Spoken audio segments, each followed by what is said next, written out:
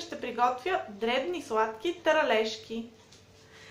Необходимите продукти са 12 супени лъжици брашно, 150 грама масло, 2 жълтъка, 3 супени лъжици пудра захар, 100 грама орехи и 2 ванили. Разтопяваме маслото.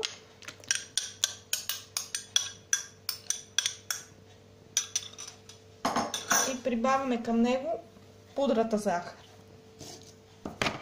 Разбъркваме.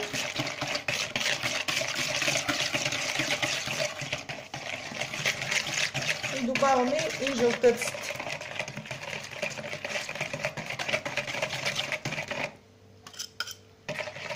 И така разбиваме в продължение на 10 минути. След като разбиеме хубаво сместа, ето така се получава, започваме да прибавяме лъжица по лъжица брашното. Бъркаме до получаването на тестото.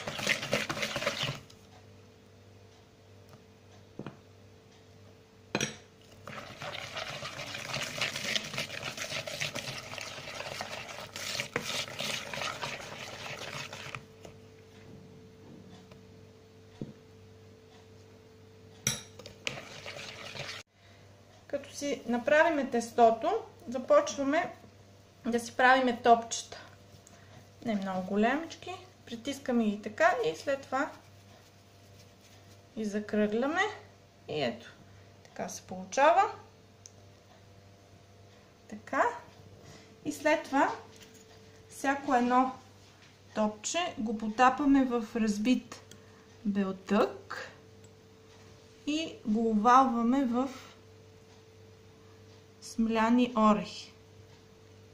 И го слагаме в тавичката, в която ще печеме. И така всяко едно топченце. Отделно.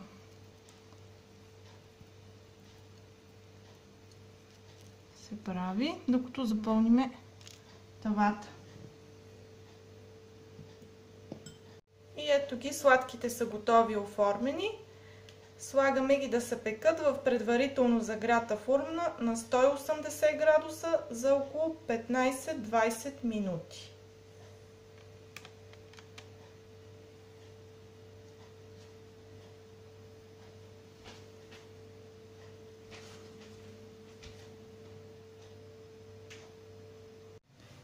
И ето ги, сладките са готови, изпекаха се.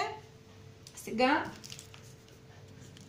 ще ги оваляме в пудра захар, ще объркаме с ванилията. Прибавям ванилията към пудрата захар и ще оваляме сладките.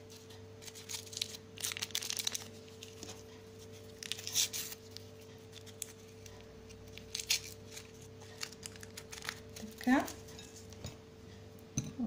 Объркваме го. И всяка една от сладките я овалваме.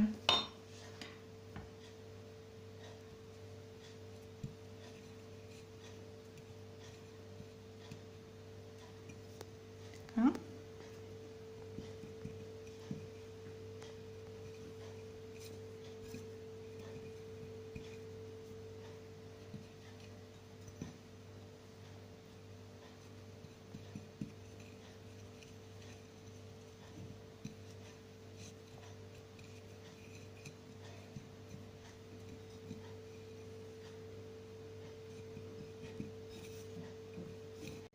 И ето ги, окончателно оформени нашите сладки.